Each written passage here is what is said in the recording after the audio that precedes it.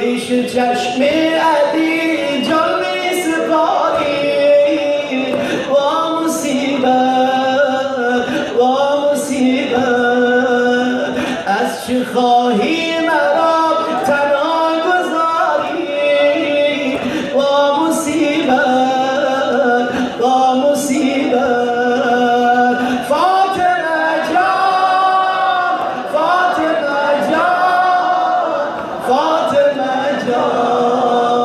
ای خدا مادرم زهرا جوان است با مصیبت با مصیبت